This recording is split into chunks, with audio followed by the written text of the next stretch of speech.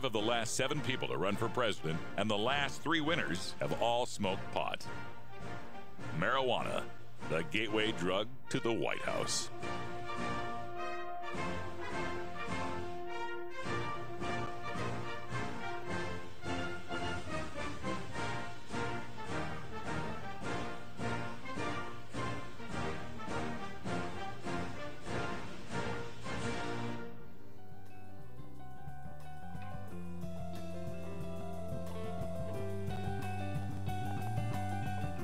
Normal, unlike any other marijuana or drug reform organization, is built from the ground up by grassroots activists.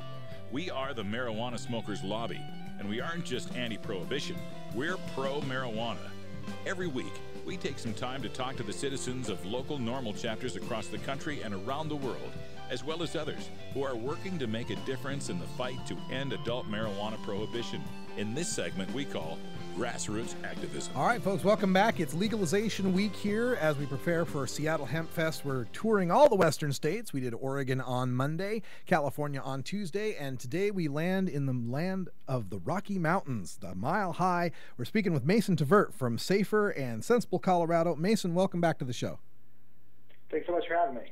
Great to have you here. And, you know, this 2012 election is shaping up to be one where there's going to be, you know, lots and lots of choices for marijuana regulation throughout the different states.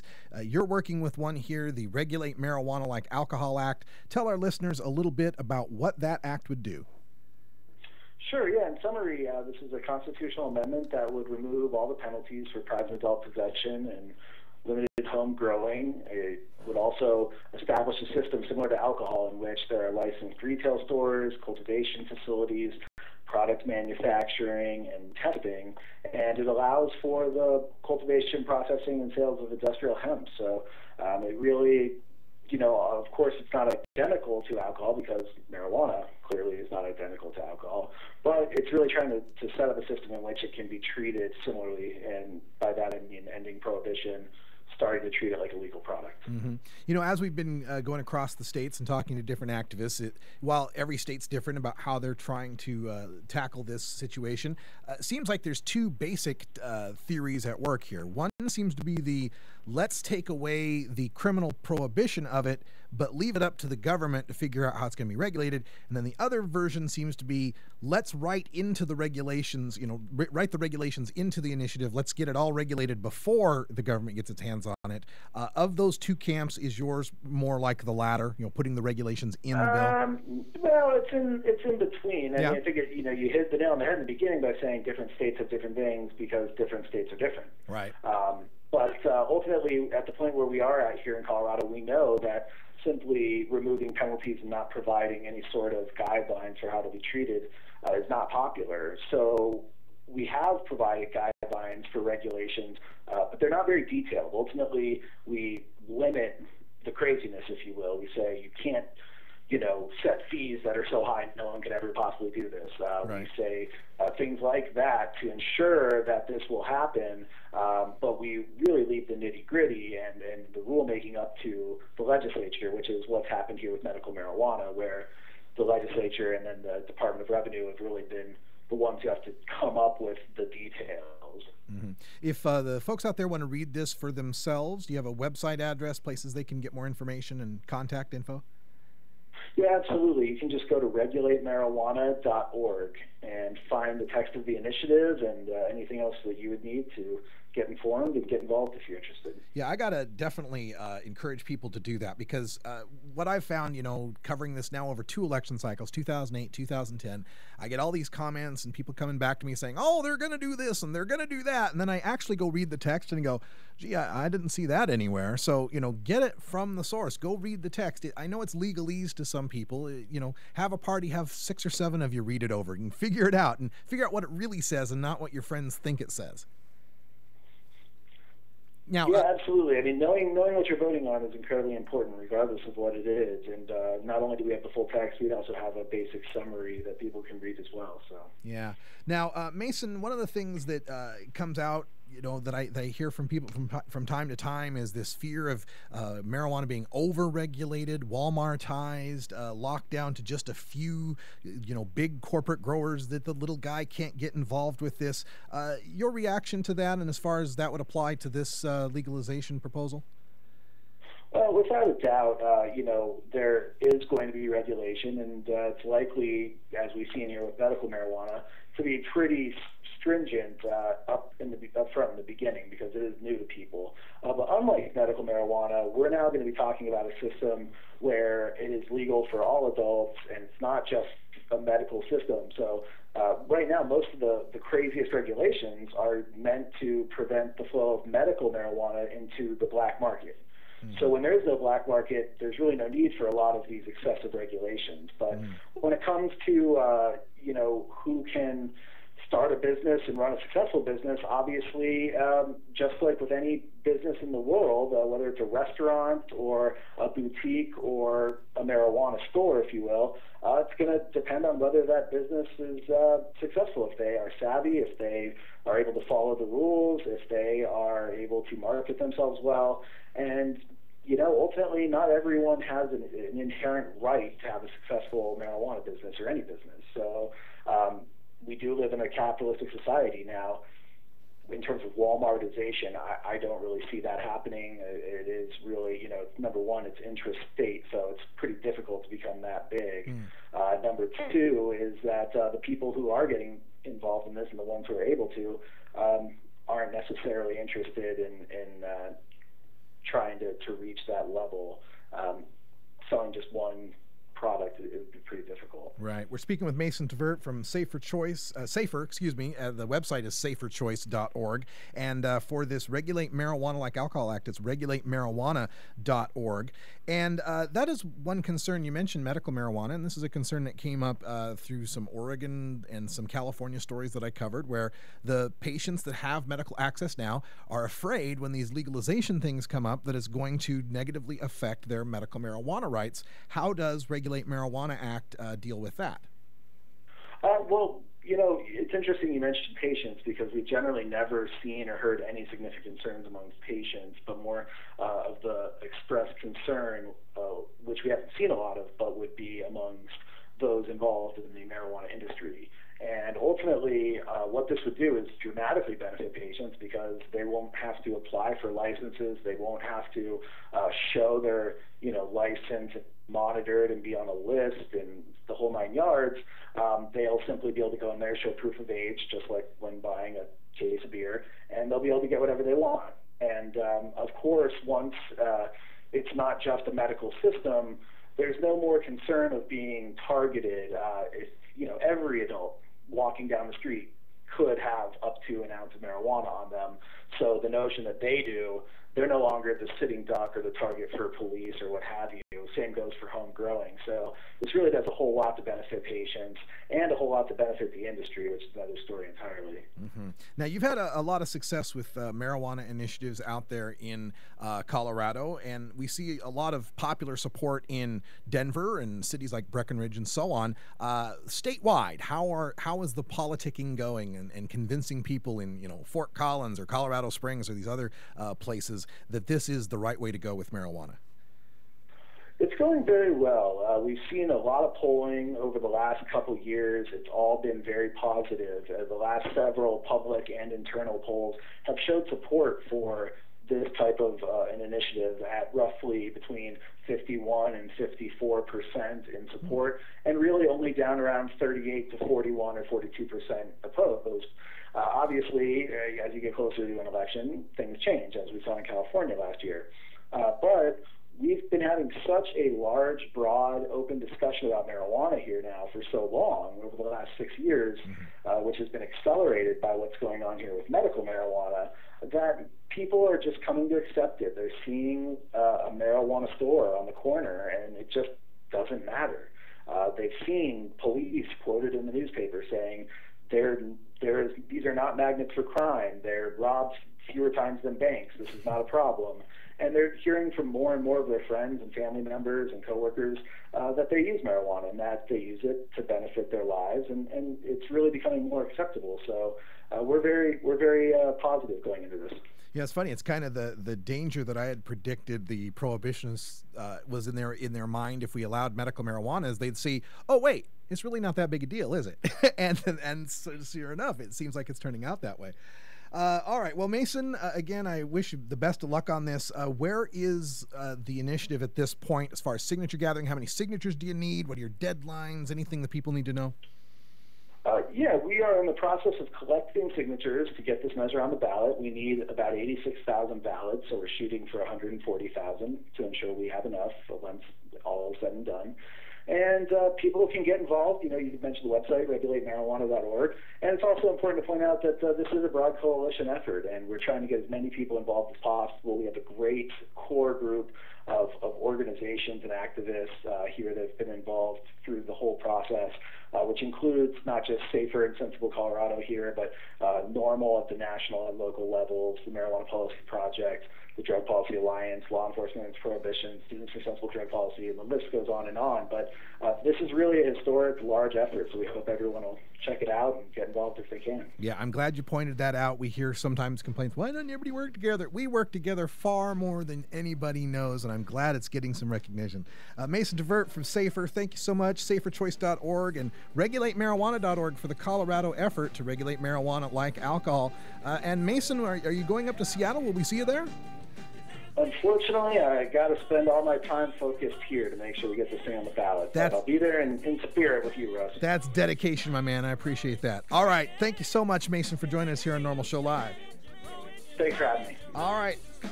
Well, that's it, folks. We got to call it a day, so we'll stay tuned for hour 2. Those of you listening live, we'll do some more talking. And for those of you listening on the podcast, thanks for joining us. For Cannabis Carry, I'm Radical Russ. Until next time, take care of each other, tokers. This is Normal Show Live, the voice of the Marijuana Nation. Take it on one more time. You take a seed, you plant it, you grow it, you dry it, you roll it, you smoke it. You take a seed, you plant it, you grow it, you dry it, you roll it, you smoke it. You take a seed, you plant it, you grow it, you dry it, you roll it, you smoke it, and it goes down smooth.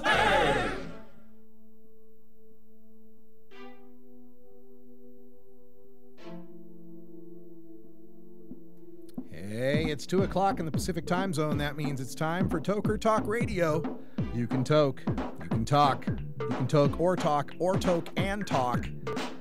However floats your boat, man, whatever you want to do. I'm Radical Russ. Thanks for joining us. And I'm all alone here in the studio, but in the virtual studio in beautiful, lovely Astoria, Oregon, is our own senior news editor, Cannabis Carrie. Hi, Carrie. I am always with you, even if I'm not there. Carrie's like the Holy Ghost. Something like that, sure. Yeah. So we're preparing for Seattle Hemp Fest. Gonna be a good time. I've got the schedule posted up at normal.org in nice spreadsheet format on a daily basis. Very easy to compare the 4 main stages: the Hemposium at the far south, which is the big tent area, and then the Cher Parker main stage is, well, it's the main stage. And as you're going up to the main stage, if you stay to the left, heading north from the south entrance, if you stay to the left, the rocky side, where the Puget Sound is, you'll see the big 7-foot balloon for Normal and our booth. So check us out there. We'll be selling copies of Robert Platshorn's book, The Black Tuna Diaries. We'll have all the Normal swag that you want to get, the stuff we all get, Normal swag. Yeah, Carrie will get you a backstage pass. Hell yeah. Just thought I'd ask. Oh, absolutely. Carrie's got the Skype going on here. She asks the secret questions in the Skype. And NorCal Perps, thanks so much for doing the show today. That was really cool. I'm glad he was on the show, called in. And our Red Team 6 has been renamed. Apparently it's now Red Eye Team 6. All right, so it's Red Eye Team 6, Ganja John, Wiz Khalico, Cannabis Cure. And I guess as they come back up, it's going to be Rolla J and NorCal Perps. And I don't know who else is coming up. Well, Wiz Khalico is coming up, of course. Well, right. And Ganja John, of course, is coming up. They're trying to talk NorCal Kid into coming up. I'm really excited about that. Listen, I don't want to give her number out on air, But if you have NorCal Kid's phone number, text her right now and tell her to go to HempFest. And then Stone Kidney is going to be on that road trip up. Pookie's flying in sideways from Ohio. And let's see, Yellowwanna Cake coming up from the Gorge. Gosh. Megan Dabbs will be with me. Megan Dabbs will be out there. It's going to be a party, y'all. It's going to be a lot of fun up Seattle. And Mrs. Radical will be there. Mrs. Radical, that's right. And I don't know. I know she might be back to Iva Redhead at that point. She might be back to red.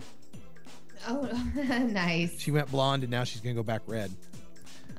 That's the joy of having the light-colored hair. You know, if you have dark hair like mine, you can only just have dark hair. You can only go so far. You could get one of those cool blue streaks or something, Carrie. Yeah, maybe I'll do that. Yeah. Probably not by Seattle HempFest time, though. Embrace your inner hippie.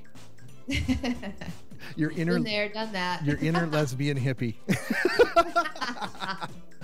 Definitely been there, done that. Only 30%. Okay, so... Yes.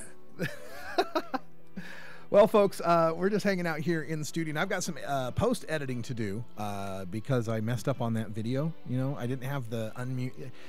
See, this job, I got to tell you, doing the talking and the video switching and the computer and the recording and the desk there. And loading your own bowl, it's tough. And loading my own bowl.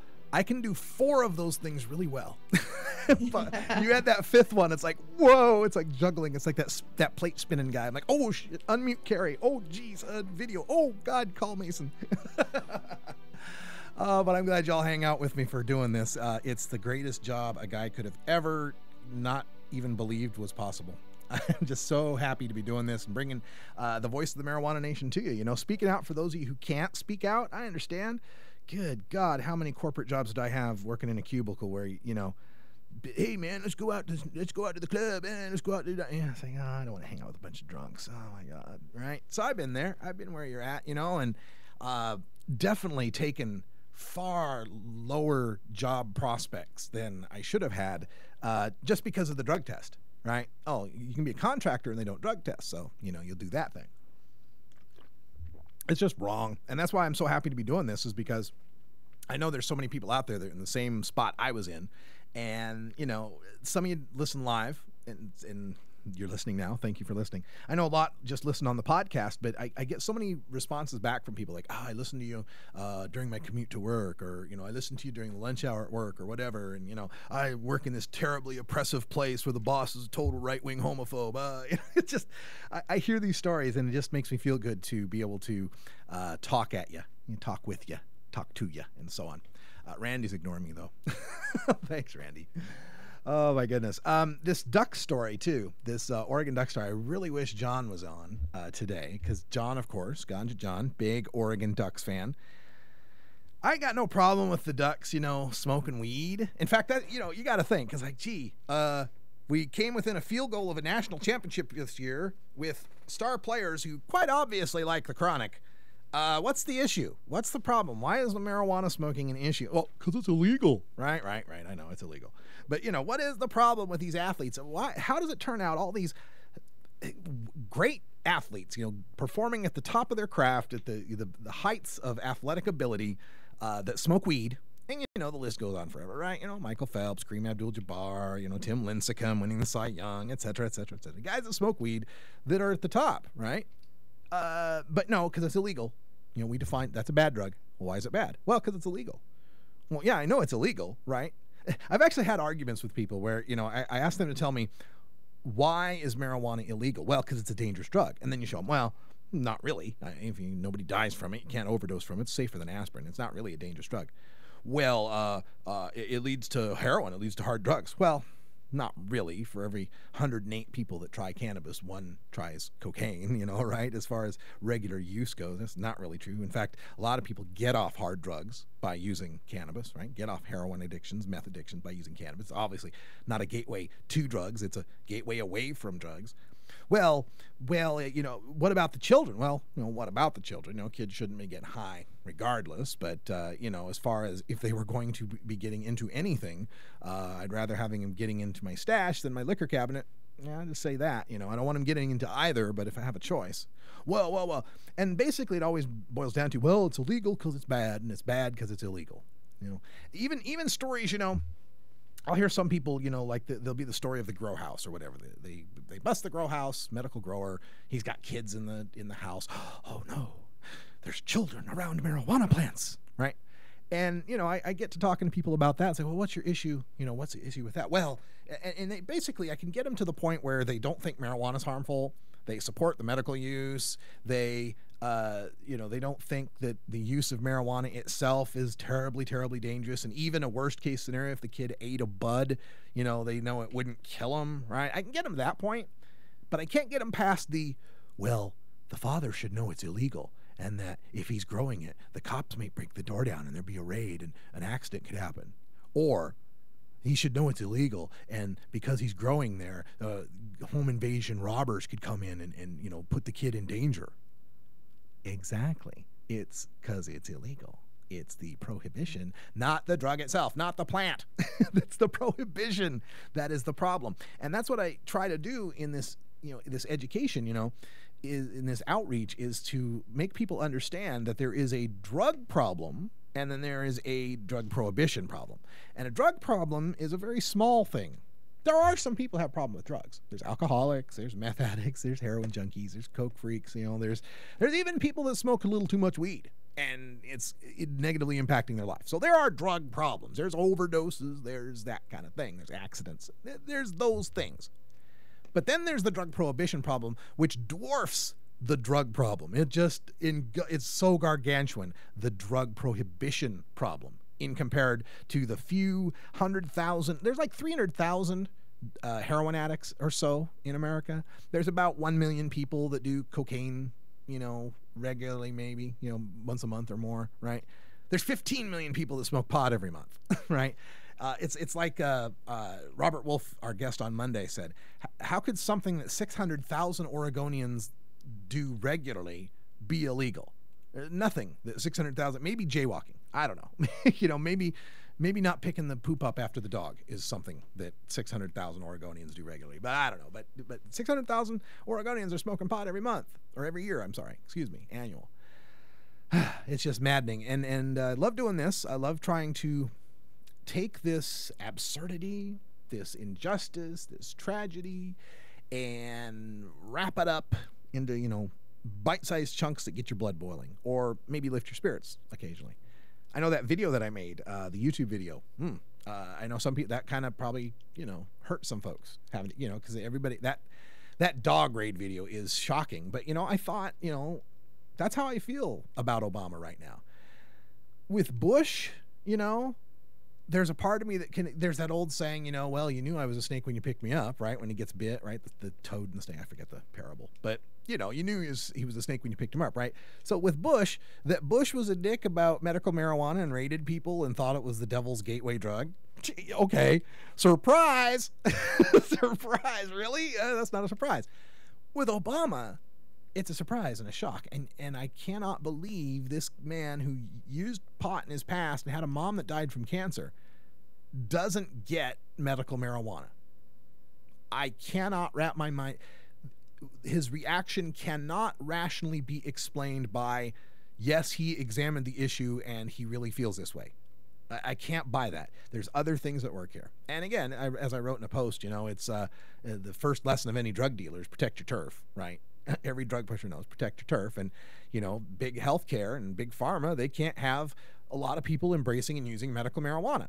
You know, people that use medical marijuana report using 1/2 to 1/3 the pharmaceutical painkillers and other pharmaceutical pills they used before they got on medical marijuana. No company wants to see half to their business go down to 50% or 33%. The people that use medical marijuana don't use the over-the-counter pills, you know, these things, these everyday remedies that they're really foreign to me. It freaks me out to think about it, you know. But that people regularly will go to the store and buy a bottle of, you know, the Excedrin PMs or Nitol or, you know, little sleep aids, you know, different little butterfly, you know, cartoons for their ads, right? That people buy these all the time. They buy these all the time and take them, you know, somewhat regularly. Oh, having a late night, can't get to sleep. Sure, I drank 8 Starbucks today. I can't understand why I can't sleep. But so they take all these regular pills, you know, or the headache pills, you know, the Excedrins, the Advils, whatever, you know, all these different little NSAIDs for every little ache. Oh, my back hurts, got to take a pill. Oh, my head hurts, got to take a pill. Those guys, the guys that sell those pills, don't want to see medical marijuana or regular recreational use, God forbid, of marijuana, because people that use marijuana don't use a lot of those pills. I told this earlier on the show. I told you that that I can't remember the last time I bought a over-the-counter box of pills like aspirin bottle, Tylenol, Advil, anything like that. Cannot remember the last time I did something like that. I do remember buying Tums, the big extra size thing at Tums, but that's my crappy diet. But really, you know, to be serious here, I am the worst nightmare of the over-the-counter, you know, Bayer aspirin manufacturing companies, because I don't use those. I sleep like a baby. I work hard, and I, you know, work until the monitors get blurry in my eyes. And then I go to bed, and I smoke a bowl before I go to bed, and I fall asleep. And then, you know, I wake up in the morning and, you know, work and do whatever I got to do. And, you know, every now and then sitting at the desk for a long time, my back will start to hurt. And I know, Carrie, I need to stretch more. Stretch. But also, you know, smoke weed from time to time through the day and, you know, pretty relaxed. Nothing really gets me too stressed out. That's the worst nightmare for these pill makers, man. They can't have that. So Obama, you know, turning on our community once again with the, you know, I'll leave it at that. I'll leave it at that. Well, the issue is whether it's being prescribed by doctors or if it's well, I'll leave it at that. Well, what he's really saying there is, you know, what we've already known. He's got no problem with people using medical marijuana so long as the weed fairy brings it to him. You know, if you're a cancer patient, AIDS patient, you know, you got MS, ALS, right? Whatever. So long as you're using your medical marijuana, you're really sick, right? And it would look bad if we put you on handcuffs on TV, or if we had you in a wheelchair in a courtroom, it would look bad. So long as you're, you know, sick and using marijuana, feds don't really care that much. It's when that third party gets involved who wants to grow and sell the marijuana to provide reliable, steady access to a larger market. That's where they have the problem. It's the green that's the problem. It's just not the leaf of the plant. It's the color of the money. That's what the issue is. You know, Tall Brothers sang it best. It's simply business. So that's the thing with me. And that's why I made that video, is that I'm so much more disappointed and disillusioned because of Obama's stance on this. Now, again, did I think that the first black president was going to come in, wave a magic wand, and legalize marijuana? No, I did not think that. I didn't think any president, black or white, I don't think any president's going to waltz right in and legalize marijuana. I don't think it's going to happen. It's going to have to come from the people. But I did expect something better than the predecessor, something better than Bush, right? I did kind of expect that, you know, we wouldn't have the same DEA administrator. I did kind of expect that we wouldn't continue raiding patients, right? So, you know, now don't get me wrong, Obama's done some good things. He's, you know, been in favor of needle exchange on the drug issue. He's been in favor of reducing the crack powder cocaine disparity in sentencing. Now that's, but that one, you know, that's kind of giving him a spare, not exactly a strike. Here's the deal on that one. See, powder cocaine used by white folks with money in the suburbs, you had to have 500 grams of it to trigger a certain mandatory minimum. Crack cocaine, concentrated, available in small doses at street level prices that people in the inner cities would use, black folks would use, you had to have 5 grams of that for the same penalty. Okay, so 500 grams, half a kilo for the white powder coke. You know, 5 grams, little rock. 5 grams, few little rocks for inner city black coke, right?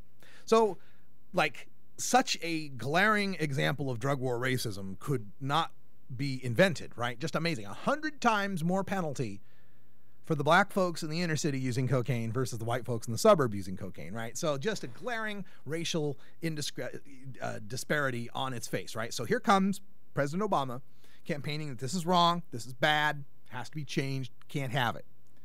So it got changed. It did, it got changed. Now, It's only an 18-time disparity. Yeah, you have to have 18 times as much cocaine, white folk cocaine with the powder, 18 times as much now than as much as you had to have of inner city cocaine. So it's less racist than before. Less racist than before. It's kind of like turning to Rosa Parks and saying, yeah, no, you don't have to sit in the back of the bus. You can now sit in the middle. Jeez. And to have that coming from Barack Obama, unbelievable. I'll leave it at that.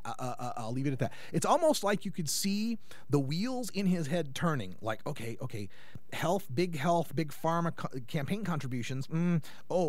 16 states with medical marijuana and how much their electoral votes are. I just won't say anything. That's what I think happened there.